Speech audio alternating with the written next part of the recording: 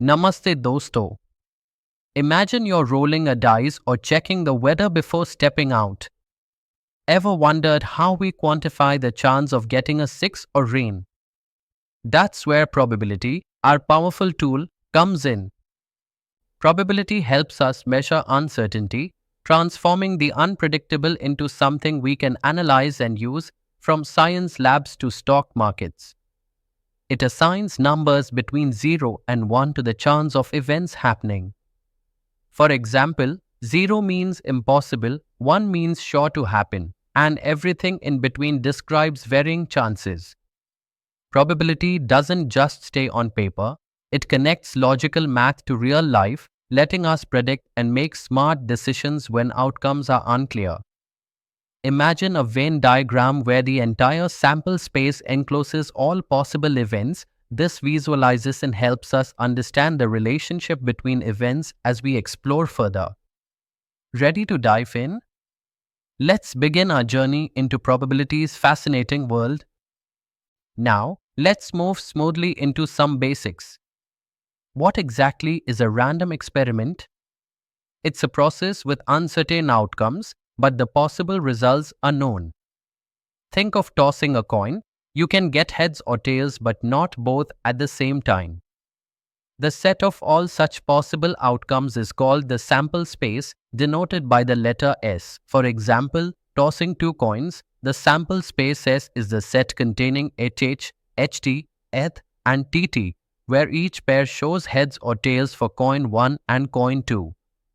Each of these outcomes is called an elementary or simple event.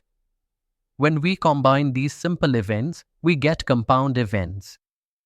An essential property is that the probability of the entire sample space is always exactly 1. This means something in the sample space must happen. Picture a table showing all these outcomes and their probabilities as we progress. That will help us visualize this clearly. Shabash! Building on this, what is an event? In probability, an event is any subset of the sample space. For example, getting ahead when tossing a coin is an event, which could be simple if it involves a single outcome, or compound if it has many.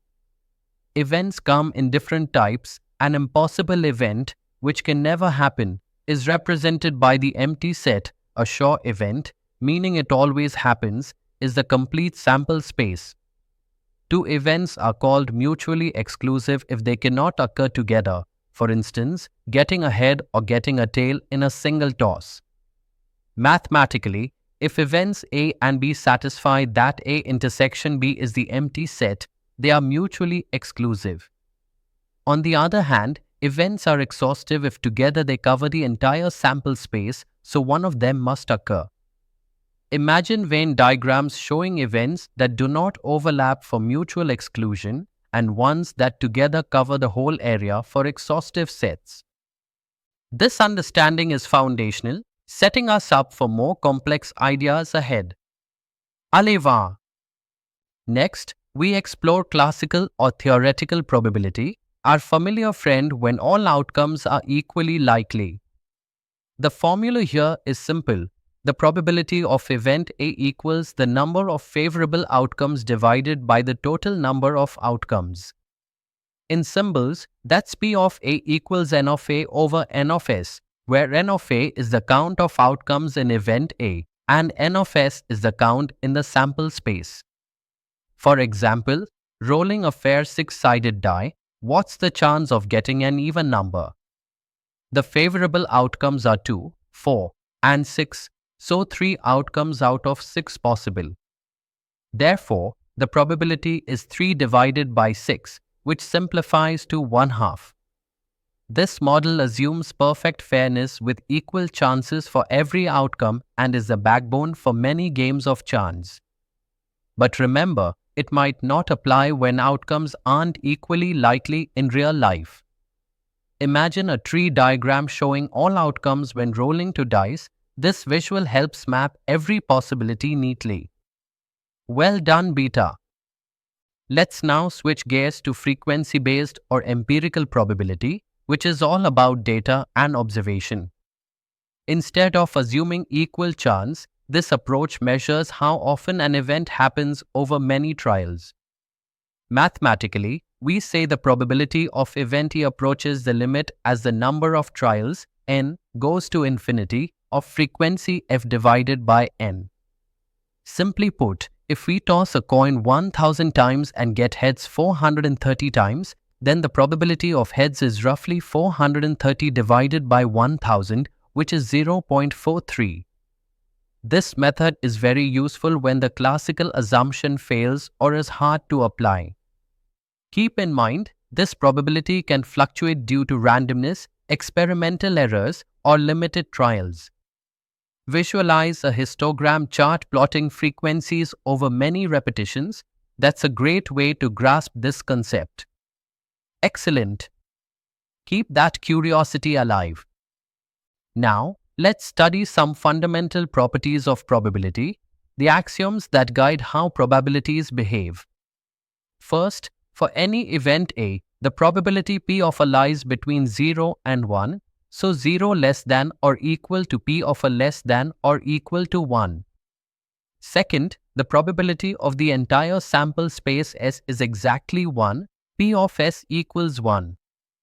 Third, for disjoint or mutually exclusive events A and B, meaning they cannot happen together, the probability of a union B equals the sum of their probabilities. P of a union B equals P of A plus P of B. Another important concept is the complement of an event A, written as a prime. This event means that it does not happen, and its probability is 1 minus P of A. So, P of A prime equals 1 minus P of A. When events overlap, that is, not mutually exclusive, the formula adjusts. The probability of a union B equals P of A plus P of B minus P of A intersection B, removing the overlap counted twice. Extending this for multiple disjoint events even to AN, the union's probability equals the sum of each individual probability. Picture Venn diagrams showing union, intersection, and complements to make this crystal clear. Shabash, you're doing great. Time for a practical example. Suppose you have a well-shuffled standard deck of 52 playing cards and you want to find the probability of drawing a king or a queen. Using classical probability, total possible outcomes, n, is 52 cards. The favorable outcomes are 4 kings plus 4 queens, making 8 cards. Step 1. Count the favorable outcomes, that's 8. Step 2. Apply the formula P of event equals number of favorable outcomes over total outcomes, so P of drawing king or queen equals 8 divided by 52. Simplify this fraction to 2 over 13, which is approximately 0.1538. So, the probability is 2/13. Allez va! Here's another interesting problem using the complement rule. You toss a fair coin 3 times. What is the probability of getting at least one head? Let's define event A as at least one head. Its complement, a prime, is no heads at all, meaning all tails. The sample space for 3 tosses has to cubed or 8 outcomes. Only one outcome is all tails, TTT. So, P of a prime equals 1 divided by 8. Using the complement rule, P of A equals 1 minus P of a prime, so that is 1 minus 1 over 8, which equals 7 over 8. This means there is a high chance, 7 out of 8, of getting at least one head when tossing a coin 3 times. Excellent beta. Let's wrap up today's exciting journey into probability. First, remember the classical probability formula. P of event E equals number of favorable outcomes divided by total outcomes in the sample space, perfect when all outcomes are equally likely. Next, empirical or frequency-based probability defines P of E as the limit of frequency divided by the number of trials based on real data. For events that are not mutually exclusive, use the formula P of a union B equals P of A plus P of B minus P of A intersection B to avoid double counting. Key ideas to hold on to: probability models uncertainty using logic and counting principles. Classical probability assumes equal chances, while empirical relies on observed data. Events may be mutually exclusive, exhaustive, or complements of each other. Also, the axiomatic approach gives us solid rules to combine probabilities confidently. Before we finish, think about this. If a coin is tossed 4 times, what's the probability of getting exactly to heads? Take a moment and try solving it. Shabash! Keep practicing like this. These concepts will help you ace exams and understand the world's uncertainties better. See you next time.